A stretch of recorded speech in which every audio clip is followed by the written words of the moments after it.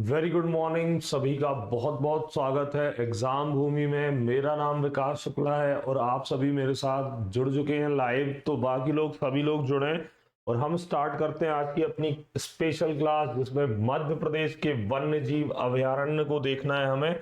तो चलिए आगे बढ़ते हैं हम। आप सभी ने पहले राष्ट्रीय उद्यानों की मैं सारी क्लासेस आपको दे चुका हूं, वन दे चुका हूं। अब वन्य जीव अभयारण्य, तो चलिए वन्य जीव अभयारण्यों को देखते हैं हम।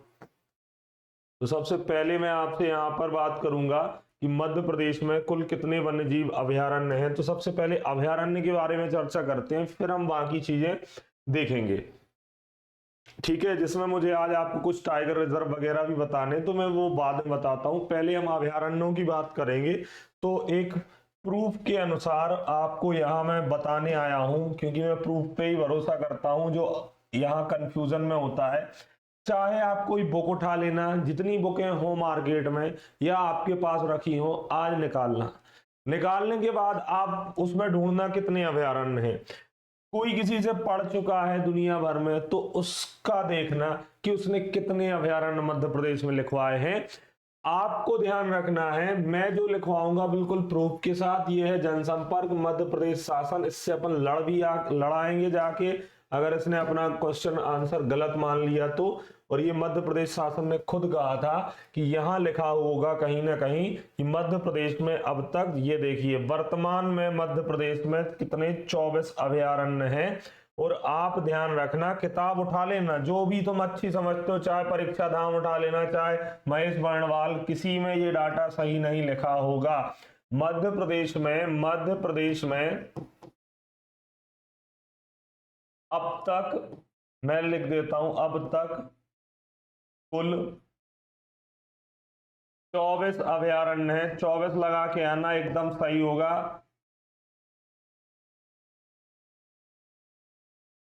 ठीक है, तो यहां तक रिसर्च पूरी एक एक चीज है मेरे पास, तो आपको टेंशन नहीं लेना है, बस आप पढ़ो। अभयारण्य, अभयारण्य का मतलब क्या होता है? ये दो शब्दों से मिलके बना है, अभय प्लस अरण्य। अभय प्लस अरण्य। तो अरण्य का शाब्दिक अर्थ होता है, आपको पता है, अरण्य कांड आपने रामायण में पढ़ा होगा, देखा होगा। तो इसका मतलब होता है वन, इसका मतलब होता है वन। अभय का मतलब होता है बिना भय के या निडर।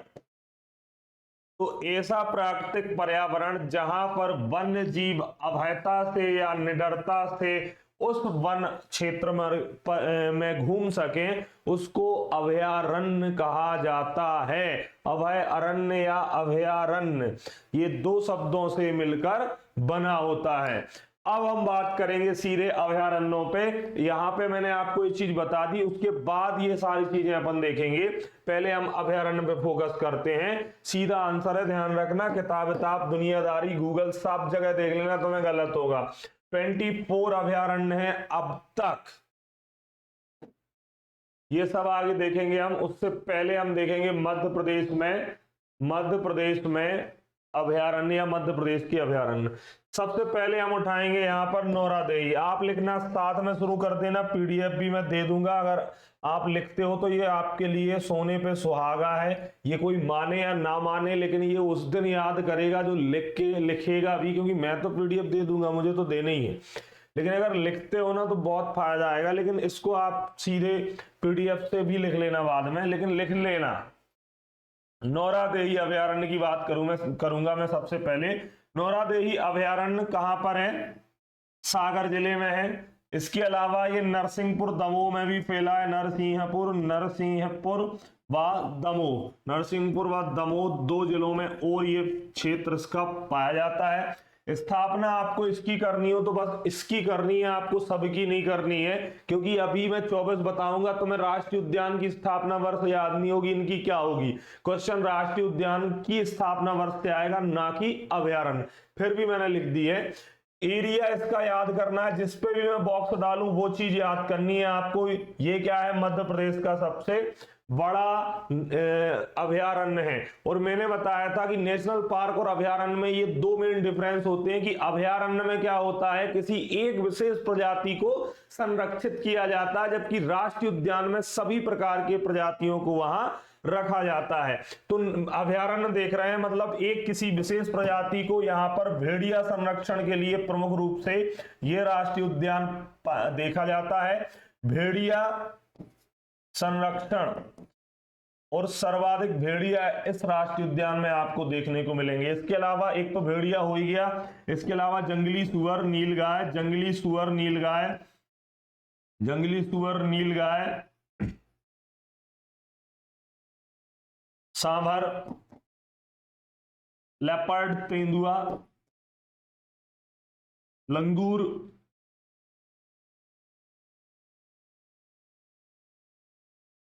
चीतल या हिरण आदि।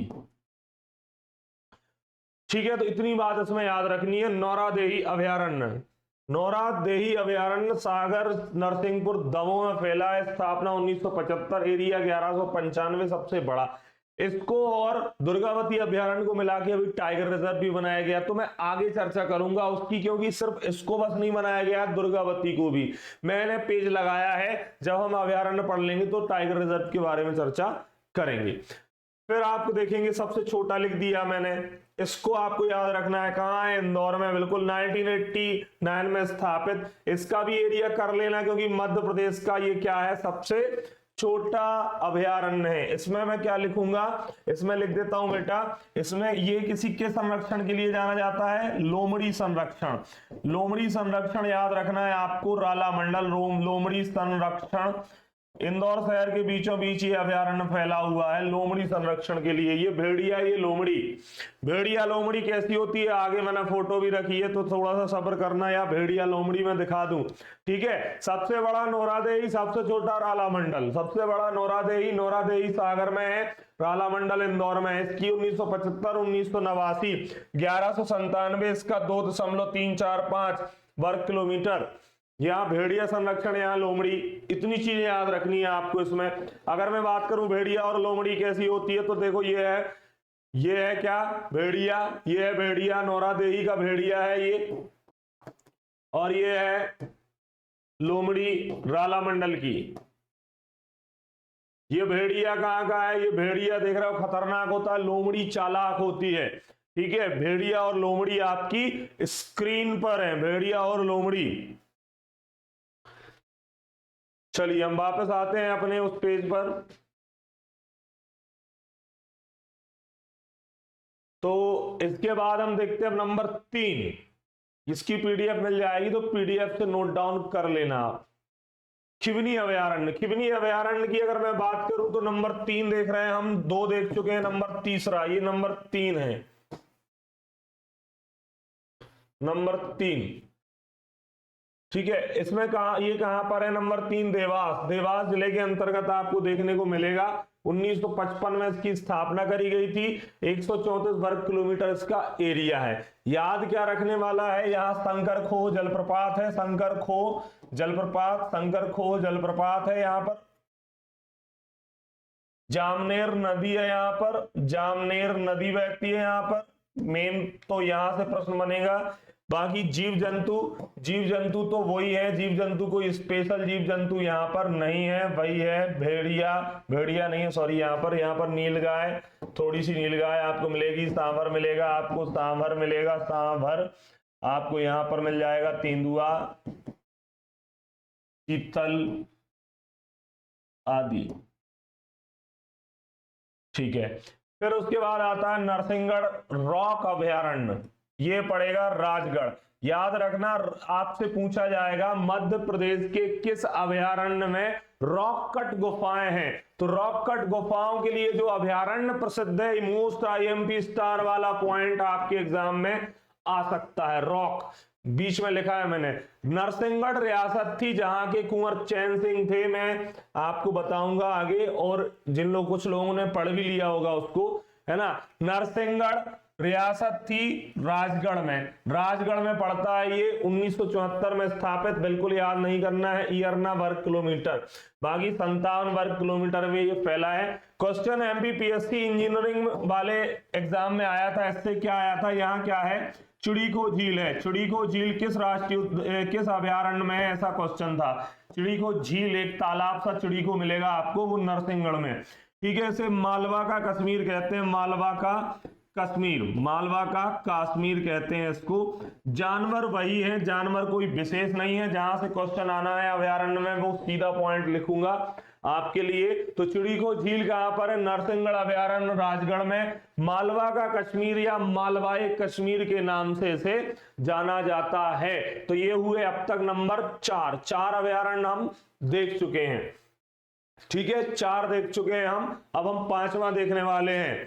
वेरी गुड मॉर्निंग, जय श्री राम, मोहित, दिलीप, आकांक्षा, अंजना, अपर्णा, सभी लोगों का स्वागत है। सभी लोग बढ़िया तरीके से पढ़ते जाएं। क्वेश्चन ये है, ये पीएससी एमपीपीएससी प्री में आया था, ये दोनों आ चुके हैं, चिड़ीको झील और ये मालवाई कश्मीर किसमें पूछे जा चुके हैं, पीएससी। और मैंने 3-4 दिन पहले इसको पढ़ाया था चिड़ीको झील को, और स्टेट इंजीनियरिंग एग्जाम के प्री में रखा मिला था। तो आप ध्यान देना, की पॉइंट्स हैं जो मैंने लिख दिया वो समझ लो कि बहुत ज्यादा इंपॉर्टेंट है। 3-4 हो चुके हैं। 5वां अभयारण्य कौन सा है, 5वां अभयारण्य रातापानी। रातापानी यहां पर अपने आप में इंपॉर्टेंट है। रायसेन स्थापना वर्ष नहीं याद रखना है, आपको याद रखना है ये वाली चीज। और एरिया इसका 825 वर्ग किलोमीटर है, जिसे बहुत याद करने की क्षमता है वो कर सकता है, बाकी जबरदस्ती मत करना, कोई दिक्कत ही नहीं है इसमें। यहां पर क्या पाए जाते हैं, सागौन, सागौन, बांस की अधिकता, बांस की अधिकता, ठीक है। बाघ की अधिकता है यहाँ, बाघ, पक्षियों की अधिकता भी है यहाँ।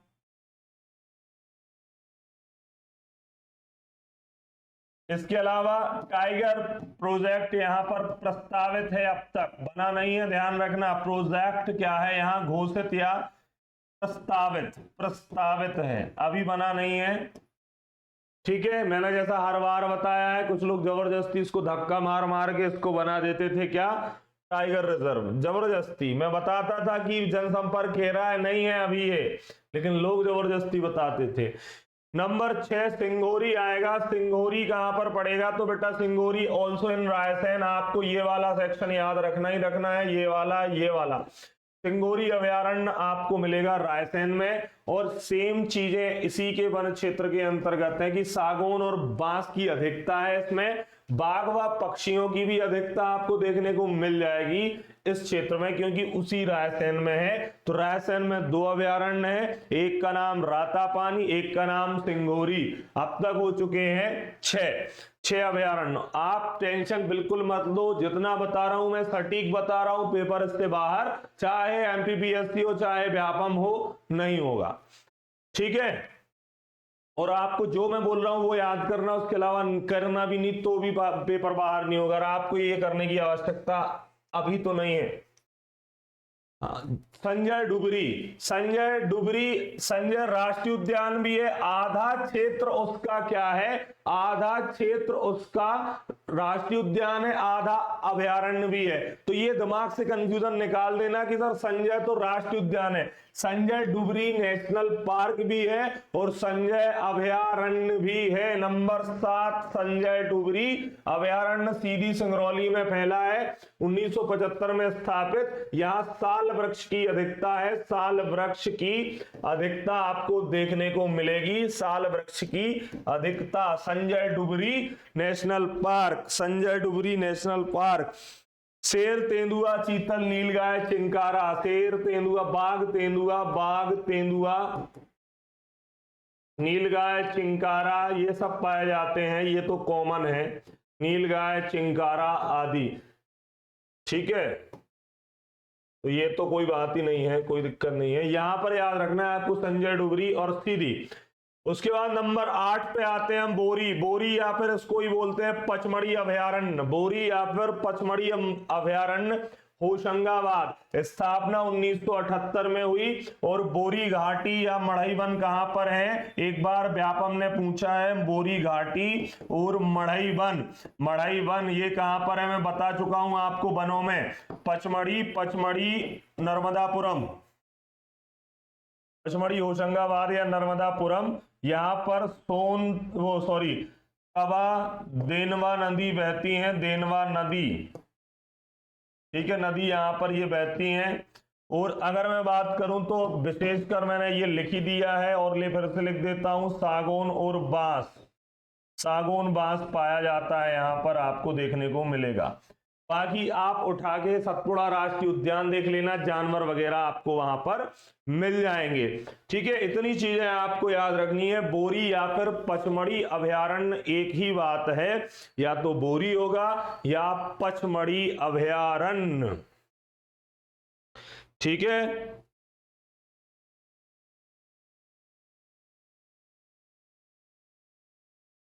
तो 8 हो चुके हैं। नंबर 9 में आएगा आपका घड़ियाल अभयारण्य। तो मध्य प्रदेश में आपसे पहला क्वेश्चन पूछेगा, मध्य प्रदेश में कुल घड़ियाल संरक्षण केंद्र कितने हैं। घड़ियाल संरक्षण केंद्र आपसे पूछेगा कि घड़ियाल संरक्षण केंद्र या घड़ियाल के कितने अभयारण्य हैं। क्या होगा आपका आंसर, 3 कौन से हैं, आप स्क्रीन में मैं बताता हूं आपको। नंबर 9 में यहां लिखा है चंबल घड़ियाल।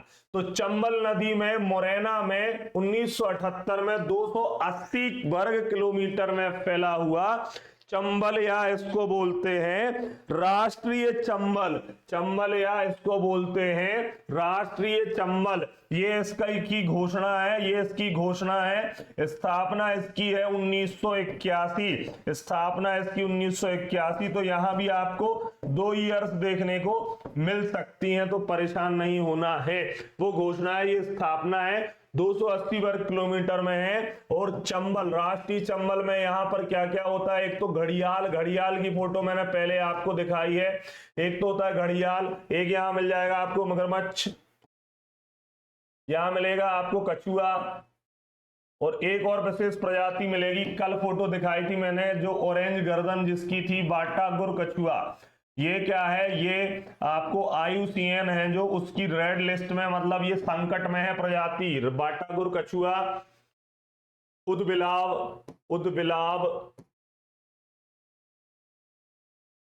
कछुआ, मगरमच्छ, घड़ियाल, ये सारे यहाँ पर। एक चीज और लिखना है आपको, यहाँ पर डॉल्फिन, जो गंगा में डॉल्फिन पाई जाती है, अब धीरे धीरे वो डॉल्फिन कहाँ देखने को मिल रही है, चंबल घड़ियाल में। तो ये चंबल, राष्ट्रीय चंबल मुरैना में पड़ता है, और ये किस नदी पर है, तो चंबल नदी में है, क्योंकि भैया इसलिए तो नाम है। मगरमच्छ घड़ियाल कहाँ पालोगे। फिर आएगा नंबर 10 में आएगा सोन घड़ियाल। तो सोन नदी में जो घड़ियाल पाए जाते हैं उनके बारे में सीधी शहडोल में है ये, और ये आपको मैंने लिख ही दिया। यहाँ पर विशेषकर घड़ियाल और मगरमच्छ आपको देखने को मिलेंगे, घड़ियाल व मगरमच्छ। तो नंबर 2 हो गए 3 में से। अब सर तीसरा कौन सा है जो कि अभयारण्यों में घड़ियाल संरक्षण के लिए जाना जाता है, तो मगरमच्छ का छोटा भाई ही दिखेगा आपको, घड़ियाल। ठीक है, तो इतनी चीजें आपको इस घड़ियाल अभयारण्य में याद रखनी है। नंबर 11 में केन अभयारण्य आएगा, जो कि है तीसरा घड़ियाल संरक्षण केंद्र, छतरपुर पन्ना। केन नदी में यहाँ घड़ियालों को संरक्षित किया गया है। यहाँ पर प्रमुख रूप से घड़ियाल व मगरमच्छ मिलेंगे, बाकी और कुछ नहीं मिलता। यहाँ कछुआ मिल जाएगा आपको, कछुआ तो बहुत सारे मिल जाएंगे। ठीक है, 1981 में इसकी स्थापना की गई थी, केन अभयारण्य छतरपुर पन्ना। ठीक है, इसके बाद नंबर 12 उसी के पास में गंगऊ अभयारण्य। गंगऊ भी पन्ना छतरपुर में है, ये छतरपुर पन्ना है। पहला आंसर इसमें छतरपुर है, इसमें पहला आंसर पन्ना। गंगऊ अभ्यारण्य, गंगऊ अभ्यारण्य 1979, गंगऊ अभ्यारण्य भी छतरपुर में है 1979, पन्ना छतरपुर। तो आपको इसमें कुछ और विशेष याद नहीं रखना है ज्यादा, घड़ियाल, मगरमच्छ और कछुआ याद रखना है आपको। सेम चीजें हैं, दोनों एक ही क्षेत्र में है, पास पास हैं, चाहे केन अभयारण्य हो या गंगऊ अभयारण्य। तो ये दो आपको ऐसे याद रखने हैं, ठीक है।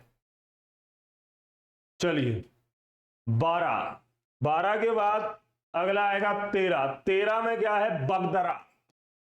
बगदर या भगदर आपने सुना होगा ना, मच्छर को भगदर कहते हैं, तो इसको ऐसे याद करना क्योंकि ये एग्जाम में आया था कि कहाँ है भगदर। भगदर या मच्छर कहाँ, सीधे सीधे कान में बीन बजाते हैं कि नहीं, सीधे कान पे अटैक करते हैं सबसे पहले, बगदर या मच्छर। 1978 एरिया आपकी स्क्रीन पर है, बगदरा। बगदरा आपकी स्क्रीन पर है। चिंकारा, नीलगाय, तेंदुआ, चिंकारा, नीलगाय, तेंदुआ, मुंजक, नीलगाय, तेंदुआ व मुंजक यहां पर आपको देखने को मिलेगा। तेंदुआ व मुंजक, हिरण जैसा ही होता है मुंजक। चीतल, ये आपको वन्यजीव देखने को मिल जाएंगे।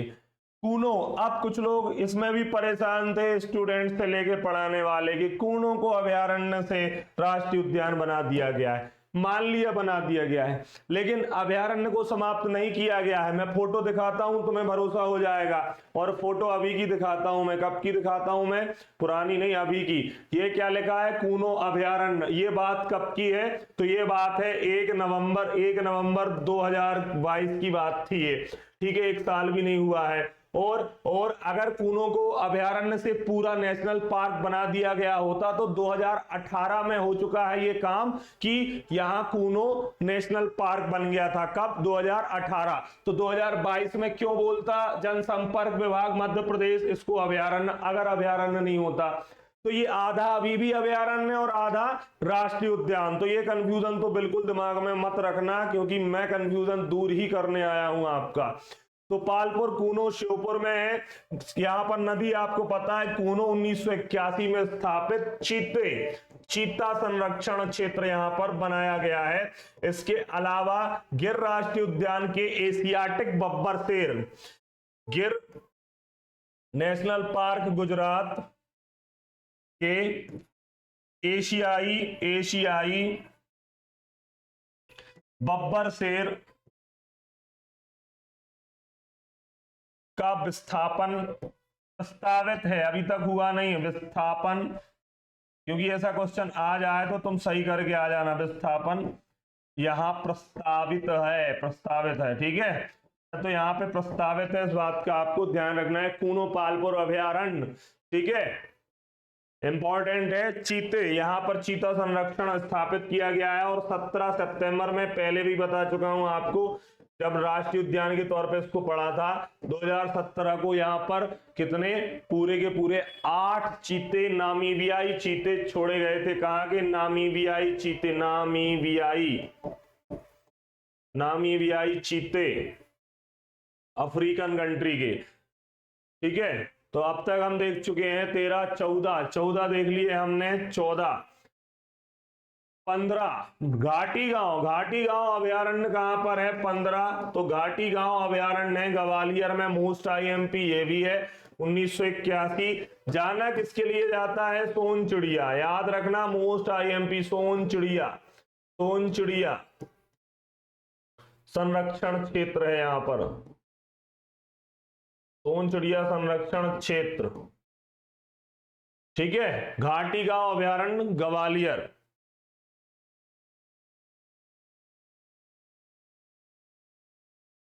ठीक है। यहां पर अगला देखें आप, नंबर 16 ग्वालियर, गांधी सागर है मंदसौर में, 1981 में स्थापित, 368 वर्ग किलोमीटर। और ये किसके लिए जाना जाता है, तो ये वैसे तो जाना जाता है पक्षियों हेतु, प्रवासी पक्षी यहाँ आते हैं मंदसौर में, ठीक है। और यहाँ पर गांधी सागर बांध है, चंबल नदी है, आपको नदी तो पता ही होगा, चंबल नदी है यहाँ पर, चंबल नदी। इसके अलावा और कौन सा पॉइंट याद रखना है, तो इसे चीतों के दूसरे घर के तौर पर, चीतों के दूसरे घर के तौर पर विकसित किया जा रहा है।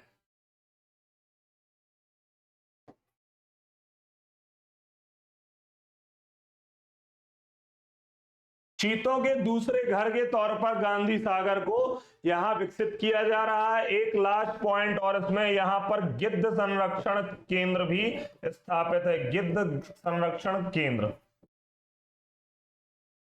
ठीक है, तो ये 16 अभयारण्य अब तक हमने देखे। गांधी सागर में ये पॉइंट्स याद रखने हैं। एक तो पक्षी और चंबल नदी यहां पाई जाएगी, चीतों के दूसरे घर के तौर पर इसको विकसित किया जा रहा है, और गिद्ध संरक्षण केंद्र भी आपको यहां पर देखने को मिलेगा। आप देखते हैं, हम अब तक देख चुके हैं हम 16। 17 नंबर 17 फेन आ चुका है एग्जाम में। फेन है मंडला, ठीक है, मंडला फेन अभयारण्य मिलेगा आपको मंडला। 1983 में इसकी स्थापना की गई थी। 110 वर्ग किलोमीटर इसका एरिया है, और वन्य जीव वही है, चिंकारा, तेंदुआ, नीलगाय, सांभर, चीतल आदि। ठीक है, फेन मंडला से तो आपको ये याद रखना है इसमें सीधा। पनपठा में सीधा याद रखना है आपको उमरिया। पनपठा कहां पर है? उमरिया। तो मंडला और ये फेन पनपठा लगभग आसपास ही है। 1983 में इसकी स्थापना, इसकी भी, इसका 110 वर्ग किलोमीटर, इसका 245। यहां पर ये सेम वन्य जीव मिलते हैं क्योंकि दोनों पास पास में ही हैं। फेन मंडला में है, पनपठा उमरिया में है। तो ये हो गया 18वां अभयारण्य। आपको इसमें इतनी चीजें ही याद रखनी है। 18, 17, 18 बाकी पीडीएफ से नोट डाउन कर लेना आप। फिर आता है सेलाना, 19 नंबर पर सेलाना अभयारण्य की अगर मैं बात करूं तो सेलाना है कहां पर? रतलाम। इसमें क्या याद रखना है आपको, यहां लिखता हूं मैं, 1983 में स्थापित 12 वर्ग किलोमीटर। तो ये किसके लिए जाना जाता है? खरमोर पक्षी के संरक्षण। मोस्ट आईएमपी आपके एग्जाम में आएगा। खरमोर पक्षी के संरक्षण के लिए कितने अभयारण्य है? तो 2 हैं, एक का नाम सैलाना, दूसरा सरदारपुर। एक खरमोर पक्षी होता है। इसके अलावा यहाँ प्रवासी पक्षी बहुत सारे मिलेंगे आपको। प्रवासी पक्षी यहाँ पर आपको मोर, जो भारत का राष्ट्रीय पक्षी है, मोर मिल जाएगा आपको। ठीक है, इसके अलावा यहाँ पर कैक्टस गार्डन, नागफनी का जो कांटों वाला कैक्टस गार्डन हाल ही में बनाया गया है। स्टार वाला पॉइंट कैक्टस गार्डन आपके एग्जाम में आएगा। कहां पर है? आप बोलोगे कैक्टस गार्डन जो नागफनियों का है वह सेलाना अभयारण्य रतलाम में है, और ये खरमोर पक्षी और प्रवासी पक्षियों के लिए जाना जाता है। यहां पर 1200 से भी अधिक प्रकार के कैक्टस, 1200 प्रकार की कैक्टस आपको मिल जाएंगे। कैक्टस मतलब वही नागफनी जो रेगिस्तान वगैरह में होती हैं। फिर आता है नंबर 20 सरदारपुर। सरदारपुर कहां पर पड़ेगा? तो सरदारों की कटार में, तलवार में क्या होती है? धार होती है। किसी को भी निपटा सकते हैं सरदार असरदार। 1983 और 348 वर्ग किलोमीटर। इसमें भी क्या है, यहां पर भी आपको 2 मध्य प्रदेश में खरमोर संरक्षण है। अगेन एक और खरमोर पक्षी संरक्षण। इसके अलावा यहां पर मैंने बताया था कि पश्चिमी मध्य प्रदेश में, क्योंकि ये धार पश्चिमी मध्य प्रदेश है, तो यहाँ प्रवासी पक्षी बहुत आते हैं। प्रवासी पक्षी आते रहते हैं, और यहाँ पर भी मोर देखने को मिलेंगे आपको, क्योंकि यहां पर भी पक्षियों का डेरा है। और सरदारपुर अभयारण्य धार के अंतर्गत आपको देखने को मिल जाएगा। ठीक है, दूधराज यहां देखने को मिलता है। दूधराज यहां पर भी है, दूधराज, तो दूधराज को मिस नहीं करना है। दूधराज भाई साहब यहां काफी मात्रा में देखने को मिल जाते हैं। 21 में क्या है? 21 में है ओरछा अभयारण्य। ओरछा अभयारण्य निवाड़ी जिले में 1994 में स्थापित हुआ था। 44 वर्ग किलोमीटर इसका एरिया है। यहाँ पर प्रमुख रूप से बंदर व लंगूर के लिए जाना जा रहा है। ये लंगूर व भालू आदि आपको यहाँ पर देखने को मिल जाएंगे। इसके अलावा अगर मैं बात करूं तो बेतवा नदी यहाँ बहती है, सबको पता है बेतवा नदी बहती है यहाँ पर। और ये ओरछा अभयारण्य है और कुछ स्पेशल इसमें नहीं है। फिर आता है 22 व्यापम ने। इसका स्थापना वर्ष व्यापम ने पूछा था एक बार, इसके अलावा किसी का नहीं पूछा गया है अब तक। इसका पूछा था व्यापम ने। दुर्गावती अभयारण्य, जिस दुर्गावती और अपना जो वो नौरादेही है, दोनों को मिलाकर क्या किया गया है यहाँ पर? टाइगर रिजर्व, जो आगे बताने वाला हूं मैं। तो दुर्गावती में दम थी, बात तो सही है। दुर्गावती में क्या थी? दम थी, दमो दम। दुर्गावती में दमो दम बात थी। इनका एक गढ़ था दुर्गावती का, ठीक है। यहां पर आपसे बोला जाएगा क्या क्या है, आपको बोलना है निदान जलप्रपात है यहाँ पर। सबसे बड़ी बात निदान जलप्रपात, निदान जलप्रपात है यहाँ पर। एक पॉइंट और लिखो, नदी कौन सी बहती है यहाँ पे? नदी मिलेगी आपको, वो मिलेगी सोनार नदी। कौन सी नदी मिलेगी इसके अंतर्गत? सोनार नदी, ठीक है। ये था ओरछा अभयारण्य। बाकी वही सब है, तेंदुआ जंगली सुअर, तेंदुआ जंगली सुअर, तेंदुआ जंगली सुअर, जंगली सुअर भी मिलेगा आपको यहाँ पर, है ना।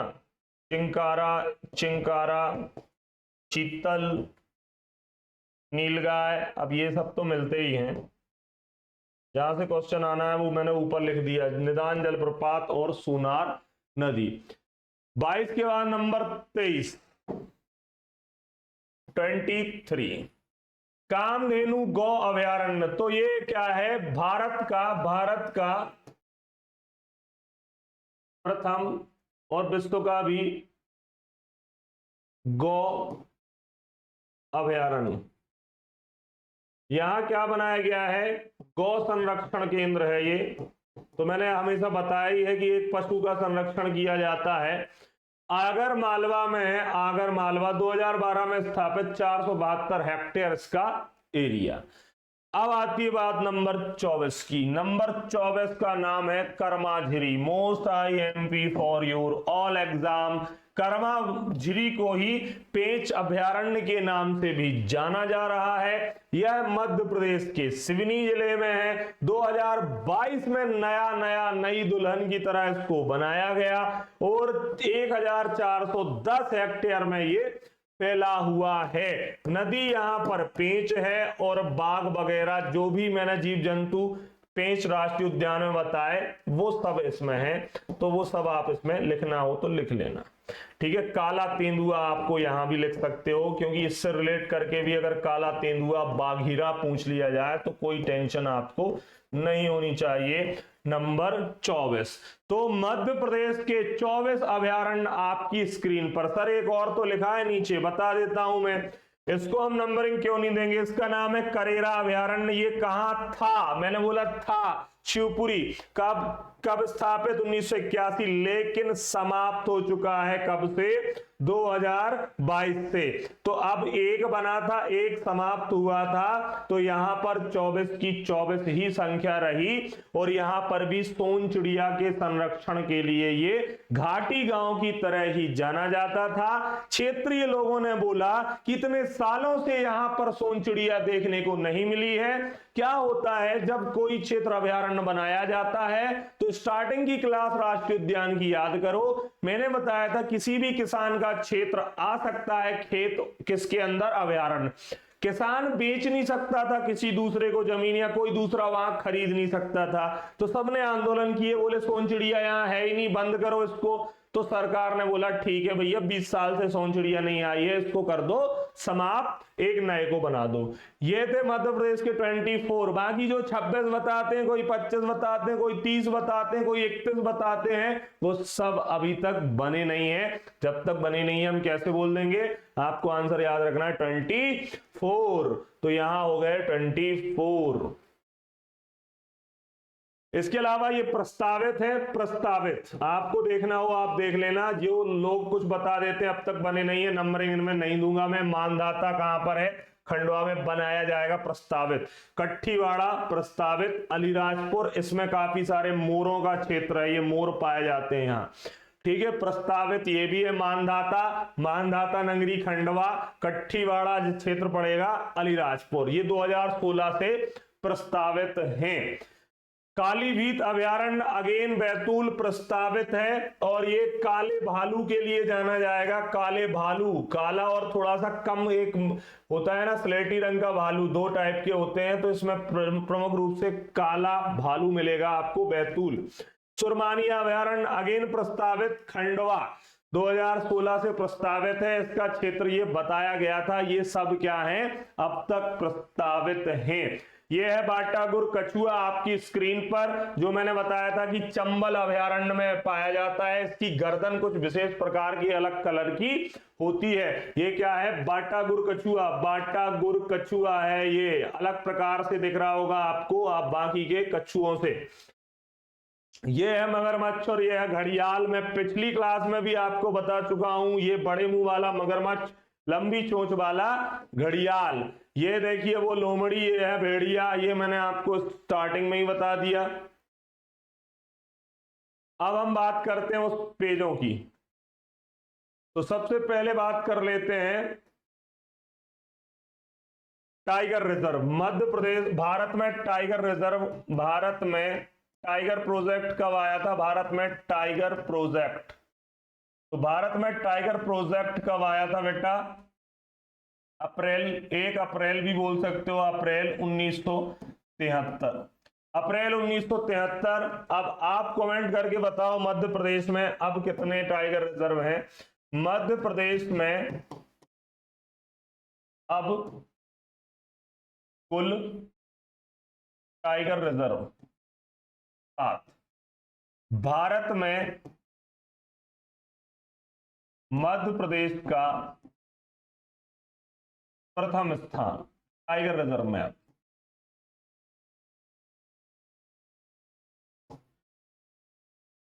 टाइगर प्रोजेक्ट के जन्मदाता, टाइगर प्रोजेक्ट के विश्व में जन्मदाता, विश्व में जन्मदाता तो कौन कहे जाते हैं? गेनी मैनफोर्ड, गेनी मैनफोर्ड, गेनी मैनफोर्ड। जबकि भारत में टाइगर रिजर्व पूछा जा सकता है आपसे एग्जाम में, भारत में टाइगर प्रोजेक्ट के जन्मदाता, टाइगर प्रोजेक्ट के जन्मदाता तो कौन कहे जाते हैं? कैलाश सांखला। ध्यान रखना आप, कैलाश सांखिल या सांखला, तो कहीं कहीं सांखला भी मिलेगा, कहीं कहीं सांखिल।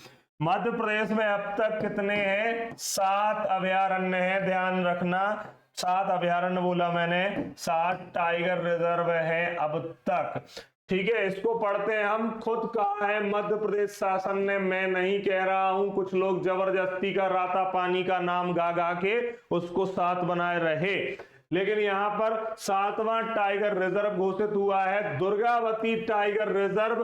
नौरादेही और रानी दुर्गावती अभयारण्य को मिलाकर बना टाइगर रिजर्व मध्य प्रदेश का सर्वाधिक बृहद कोर क्षेत्र वाला टाइगर रिजर्व है। मतलब सबसे बड़े क्षेत्र में अगर क्वेश्चन आ जाए सबसे बड़ा टाइगर रिजर्व, ये क्वेश्चन अब अराइज हो सकता है, मध्य प्रदेश का सबसे बड़ा टाइगर रिजर्व, तो ये क्वेश्चन भी यहां से करंट अफेयर के तौर पे क्लियर।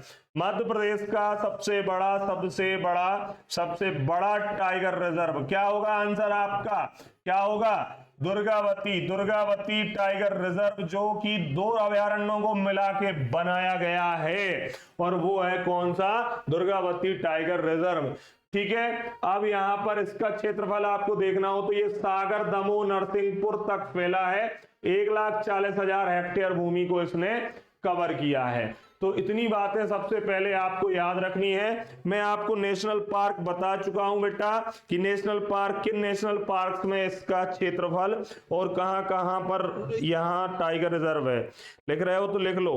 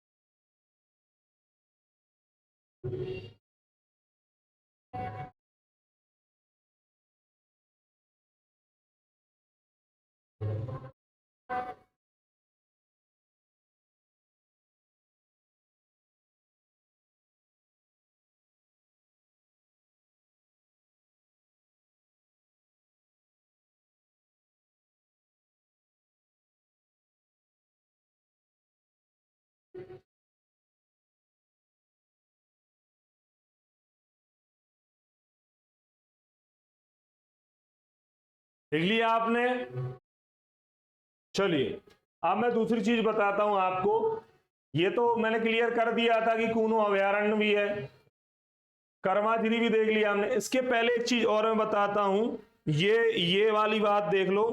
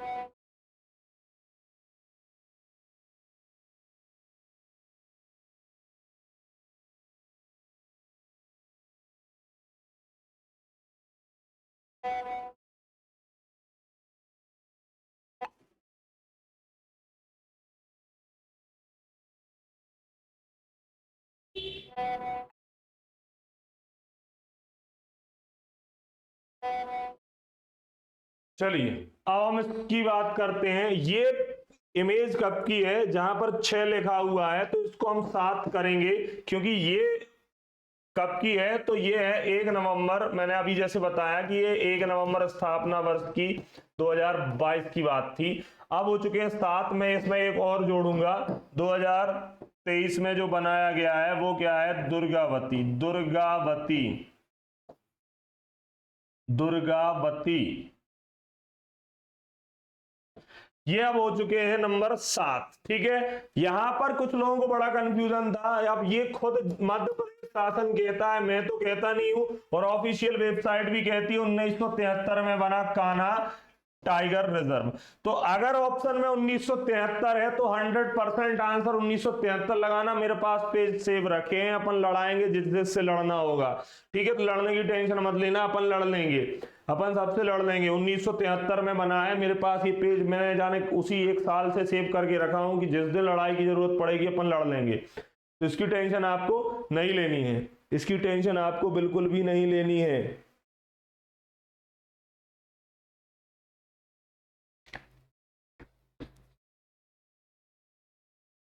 अरे बॉबी सिंगल, तुम अभी किस जमाने में हो? 53 जिले हैं अब तक, जबरदस्ती मत करो। नागदा बढ़ गया, नागदा पांढुरना बढ़ गया। अरे अभी तक कहां गजट जारी हो चुका है, घोषणा होने से कुछ नहीं होता। तुम लोगों को कोई यूट्यूबर आके या तो धमका जाता है। अब जो हो चुके हैं 56 जिले, अब हो गए हैं 55। अरे वो उन गधों को भी समझ नहीं आता कि भाई जब तक गजट नहीं आया 53 ही है, मत करो उल्टे सीधे काम। अब तक 53 है, जैसे गजट में आ जाने दो, गजट के बाद डिसाइड होगा वो। ठीक है, गजट के बाद डिसाइड होगा। और उन यूट्यूबर्स को लाइमलाइट चाहिए होती जबरदस्ती जबरदस्ती। 55वां जिला मैं जब तक नहीं बनाता हूं, जब तक हो नहीं जाता। 53वां मैंने तब बनाया था जब वो क्या होना था, वहां झंडा फहराया जाना था। अच्छी बात है, घोषणा है, घोषणा बस याद ये रखना घोषणा हुई है। अब बेचारे बच्चे परेशान हो जाते हैं उसमें कि यार ऐसा तो नहीं है कि यार ये बन गया हो, क्योंकि वो गजट तो देखते नहीं है। यहां पर देखिए मैंने कान्हा बता दिया था आपको 1973। ये कब था? 1973 में बता चुका हूं। ये राष्ट्रीय उद्यान की क्लास देखो, कान्हा 1973, पेज 92 उसी लाइन से लगे हुए हैं, बिल्कुल सरकार ने भी उसी हिसाब से लगाया। बांधवगढ़ 1993, 1994, क्या बात है, बिल्कुल लाइन से लगाए हैं। 73 के बाद 92 आता है, फिर 93, 94 और फिर 1999 और फिर संजय दुबरी 2008 और दुर्गावती 2023। ये भी फिर से रिवीजन हो गया आपका, बाकी मैं पिछली क्लास में इनको बता चुका हूं, ठीक है। तो ये क्या है, मध्य प्रदेश में अब कुल 60 टाइगर रिजर्व हैं विद प्रूफ, सारी फोटो मेरे पास सेव हैं, ठीक है। अब चलिए मैं कुछ चीजें और फटाफट बता देता हूं आपको जो मैंने बोला था। जैसे जैसे मैं बताता हूं आपको, Ramsar site, Ramsar site Madhya Pradesh में Ramsar site, Ramsar site, Ramsar site क्या है, तो रामसर साइट इनको आप वेटलैंड बोल सकते हो, वेटलैंड, या आप इनको हिंदी में आर्द्र भूमि बोल सकते हो, इंग्लिश में वेटलैंड, आर्द्र भूमि, आर्द्र भूमि मतलब आर्द्रता या वेट, जहां पर क्या होगा, नमी होगी। तो ये क्या था, तो देखिए यहां पर हुआ क्या था, एक बार 2 फरवरी 1971 का होता है समय, ईरान की होती है जगह, ईरान का होता है क्या, रामसर स्थान, रामसर, ईरान में रामसर जगह है, यहां सम्मेलन हुआ, यहां विश्व की आर्द्र भूमि जल संरक्षण हेतु, जल संरक्षण हेतु सम्मेलन हुआ, इसलिए इसको रामसर साइट कहा जाता है। मध्य प्रदेश में अब तक रामसर साइट हो चुके हैं 4। यहां पर अगर मैं बात करूं आर्द्र भूमि दिवस, इसी वजह से विश्व आर्द्र भूमि दिवस कब मनाया जाता है, तो यह मनाया जाता है 2 फरवरी को, क्योंकि इस दिन सम्मेलन हुआ था ईरान में। मध्य प्रदेश का पहला, अब सीधी बात करूंगा मैं, मध्य प्रदेश का प्रथम रामसर साइट क्या था, मैं पहले भी अभी पिछले लेक्चर में बता चुका हूं, ये सिर्फ रिवीजन है, और मैंने वहां बताया था 2002, और उसका नाम है भोज वेटलैंड, भोज वेटलैंड, भोज वेटलैंड। और ये कहां पर बताया था मैंने, बड़ी झील, बड़ी झील, और कहां पर, तो भोपाल, 2002 में, क्योंकि यहां पर तालाब है मतलब नमी पाई जाएगी, नमी पाई जाएगी मतलब ये जल है तो कल है, जल रहेगा तो कल रहेगा, नहीं तो कुछ नहीं रहेगा। ये तो था नंबर 1, यहां पर मैं लिखूंगा नंबर 2। उसके बाद सांख सागर झील भी आपने सुनी होगी, सांख सागर झील, और ये सांख सागर झील भी कल मैंने बताई थी माधव राष्ट्रीय उद्यान में, ये 2000, ये है शिवपुरी में, शिवपुरी, और ये 2022, कब बनाया गया इसको, 2022 में। तीसरा जो बताया गया वो यशवंत सागर, यशवंत सागर झील, यशवंत सागर झील को बनाया गया है बेटा, यशवंत सागर झील, ये पड़ेगा इंद्रपुर या फिर इंदौर, ठीक है। ये कब, तो ये भी 2022। नंबर 4 कौन सा है, तो नंबर 4 है सिरपुर तालाब, सिरपुर तालाब, सिरपुर तालाब कहां पर है, तो सिरपुर तालाब ऑल्सो इन इंदौर, और ये है चौथा रामसर साइट मध्य प्रदेश का, ठीक है। तो ये है क्या, रामसर साइट है मध्य प्रदेश के आपकी स्क्रीन पर।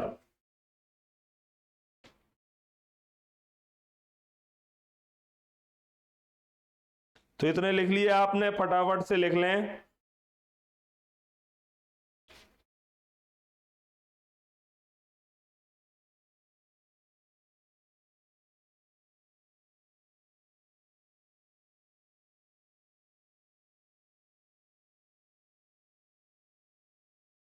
चलिए, ये रामसर साइट है। 2 फरवरी 1971 में एक मीटिंग हुई थी ईरान के रामसर जगह में, तो उसी वजह से यहां पर इनको रामसर साइट कहा जा रहा है। और 2 फरवरी को हुई थी तो विश्व आर्द्र भूमि दिवस भी यहां मनाया जाता है।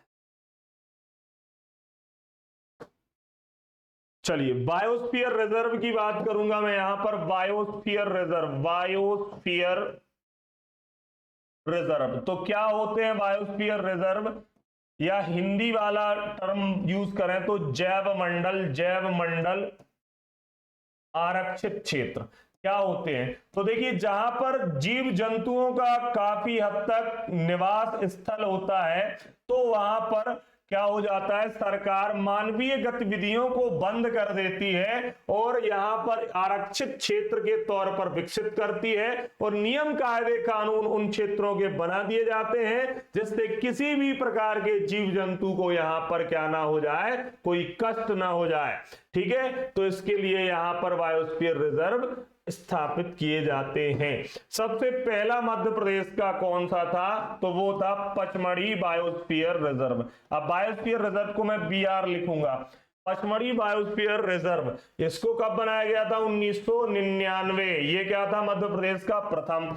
दूसरा कौन सा था sir, Achanakmar Amarkantak biosphere reserve, या अमरकंटक बायोस्फीयर रिजर्व लिख सकते हो आप, अमरकंटक बायोस्फीयर रिजर्व 2005। नंबर 3 कौन था सर, पन्ना बायोस्फीयर रिजर्व, पन्ना BR लिख देता हूं मैं सीधा, पन्ना बायोस्फीयर रिजर्व। ठीक है, तो इस तरीके से यहां पर 3 आपको देखने को मिल जाएंगे। 3 मार्च 1999, इसमें और भी लिखने की हार्दिक इच्छा हो आपकी तो 3 मार्च 1999, 3 मार्च 1999 को बनाया गया था। इसके बाद इसको यूनेस्को में 2009 में शामिल कर दिया गया था। यूनेस्को में जो शामिल किया गया था, यूनेस्को में कब शामिल किया गया, तो 2009 में इसको शामिल कर दिया गया यूनेस्को में। सेम ईयर 30 मार्च 2005 लिख लेना, इसमें भी तुम्हारी इच्छा हो कि नहीं सर अब पूरी फुल डेट इसकी लिखवा दो, तो 30 मार्च और 2005। इसे कब बनाया गया यूनेस्को में, तीसरा भी शामिल हो चुका है यूनेस्को में 2012। अगेन यूनेस्को में शामिल है, तीनों बायोस्फीयर रिजर्व मध्य प्रदेश के शामिल हो चुके हैं, किसमें, तो वो यूनेस्को में। यहां पर अगर मैं बात करूं पन्ना बायोस्फीयर रिजर्व की, तो 25 अगस्त 2011 को पन्ना बायोस्फीयर रिजर्व को बनाया गया। यूनेस्को में इसको कब शामिल किया गया, यूनेस्को में इसको शामिल कर दिया गया है हाल ही में 2020 में। तीनों यूनेस्को में शामिल हैं, और मध्य प्रदेश में कितने बायोस्फीयर रिजर्व हैं, 3 बायोस्फीयर रिजर्व हैं। ठीक है, चलिए, तो इतनी बात भी आपको अब समझ में आ गई होगी।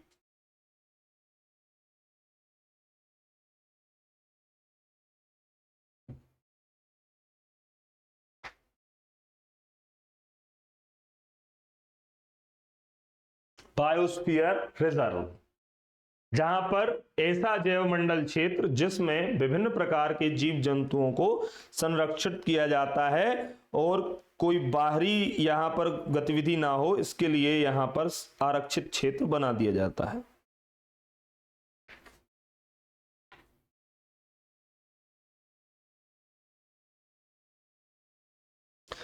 अच्छा, मध्य प्रदेश में आपसे कुछ और भी पूछे, मध्य प्रदेश में जैव विविधता स्थल विविधता, मध्य प्रदेश में जैव विविधता विरासत स्थल, व्यापम ने पूछा था एक बार विरासत स्थल, तो आपको क्या बोलना है, एक तो पातालकोट, आंसर होगा पहला आपका पातालकोट, और नरो पहाड़ सतना में मिल जाएगा आपको, नरो पहाड़ सतना। इसमें आपको क्या मिलेगा, मध्य प्रदेश में जैव विविधता विरासत स्थल। ठीक है, बाघ पर सर्वप्रथम प्रतिबंध, बाघ शिकार पर प्रतिबंध मध्य प्रदेश में कब लगाया गया, बाघ शिकार पर मध्य प्रदेश में प्रतिबंध आ जाए आपके लिए, मध्य प्रदेश में प्रतिबंध कब लगाया गया, प्रतिबंध, तो आपका आंसर होगा 1971 में लगाया गया था। आपसे बोले घड़ियाल प्रजनन केंद्र मध्य प्रदेश में कहां पर है, घड़ियाल प्रजनन केंद्र, तो घड़ियाल का प्रजनन कहां पर होता है, तो घड़ियाल प्रजनन केंद्र देवरी चंबल मुरैना, देवरी मुरैना में स्थित है, चंबल नदी में, मुरैना देवरी गांव मुरैना, घड़ियालों का प्रजनन यहां कराया जाता है, घड़ियाल प्रजनन केंद्र। ठीक है,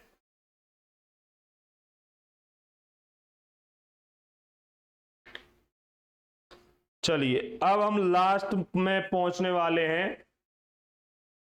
अब हम लास्ट में पहुंचने वाले हैं, जिसमें मैं अब आपको कुछ राष्ट्रीय उद्यान के बाद कुछ उद्यान या पार्क बताता हूं इस मध्य प्रदेश के, जो आपके एग्जाम में आने हैं, तो इसको मैं लास्ट में लिखूंगा। चलिए मध्य प्रदेश में आपसे आ जाए जो आया भी था रीजनल पार्क, रीजनल पार्क कहां पर है मध्य प्रदेश में, रीजनल पार्क या इसका नाम है अटल बिहारी वाजपेयी पार्क, व्यापम में आ चुका है वाजपेयी पार्क, ना कि नेशनल पार्क। तो ये पार्क कहां पर है, आप चले जाओ इंदौर में, काफी ज्यादा प्रसिद्ध पार्क है ये रीजनल पार्क। ठीक है, रीजनल पार्क आपको याद रखना है 2003 से ये बनाया गया, बाकी ईयर याद नहीं रखना है, बस आपको कहां पे है ये पूछा जाएगा। उसके बाद आपको बोला जाएगा मेघदूत गार्डन, मेघदूत गार्डन व्यापम ने पूछ लिया है ऑलरेडी, तो मेघदूत गार्डन कहां पर है, इंदौर। उसके बाद आपसे बोलेगा कमला नेहरू प्राणी संग्रहालय, कमला नेहरू प्राणी संग्रहालय, तो ये जू है, जू कहां पर है, प्रमुख बड़ा जू कहां है मध्य प्रदेश का, तो बड़ा जू है आपका इंदौर। और यहाँ एक सफेद बाघिन रहती है, सफेद बाघिन जिसे उड़ीसा से लाया गया है, एक सफेद बाघिन है जो कि उड़ीसा से लाया गया है, उसका नाम है रागिनी, रागिनी का ये निवास स्थल है, अगर रागिनी पूछी जाए कभी। हाल ही में इसने 3 शावकों को जन्म दिया था। ठीक है, कमला नेहरू प्राणी संग्रहालय, और ये थोड़ा इंपॉर्टेंट है, तो 1994 में इसकी स्थापना करी गई थी, 1994। इस रागिनी को कहां से लाया गया है, उड़ीसा से लाया गया था, उड़ीसा। अपने यहाँ ऐसा होता है ना, जिसकी शादी ना हो रही हो तो भैया बोले उड़ीसा चले जाओ, तो वैसा ही हाल है, उड़ीसा से लाया गया है रागिनी को। ठीक है, अटल बिहारी वाजपेयी पार्क। एक यहाँ पर नेहरू पार्क भी है, नेहरू पार्क कहां पर है, नेहरू पार्क इंदौर में ही है, नेहरू पार्क, नेहरू पार्क कहां पर है, Nehru park also in Indore, कभी आ जाए। एक है गुलावट लोटस वैली, जहां का मैंने एक बार रील्स डाला था यूट्यूब पर अपने, गुलावट लोटस वैली, तो गुलावट लोटस कमल की वैली है, घाटी वैली, और इसके अंतर्गत एक बड़ी सी झील है, तो गुलावट लोटस वैली कहां पर है, इंद्रपुर या फिर इंदौर, गुलावट गांव में इंदौर। तो again answer Indore, Gulawat lotus valley, Gulawat lotus valley. ठीक है, गांधी प्राणी संग्रहालय, ये जू है, ये भी गांधी प्राणी उद्यान भी बोल सकते हो, प्राणी उद्यान। ये क्या है बेटा, जू, अगेन जू है, ये जू, जू, और ये कहां पर है, ये ग्वालियर में है, इसमें कंफ्यूज नहीं हो जाना है। कमला नेहरू प्राणी संग्रहालय था, लेकिन यहां मैं लिखूंगा कमला नेहरू पार्क, तो कमला नेहरू पार्क भोपाल में है, डिफरेंस याद रखना, वो जू है, ये सिर्फ पार्क है। कमला नेहरू पार्क भोपाल, कमला नेहरू पार्क भोपाल में आपको देखने को मिल जाएगा। इसके बाद पक्षी घर आएगा आपको, पक्षी घर मध्य प्रदेश में कहां बनाया गया है, पक्षी घर, पक्षी घर कहां है मध्य प्रदेश में, तो मंगलनाथ मंदिर उज्जैन में पक्षी घर 55 फीट ऊंचा बनाया गया है। कहां बनाया गया है? तो पक्षीघर मंगलनाथ मंदिर प्रांगण, और ये उज्जैन में 55 फीट ऊंचा पक्षियों के लिए यह पक्षी घर मध्य प्रदेश में बनाया गया है। ठीक है, 55 फीट है।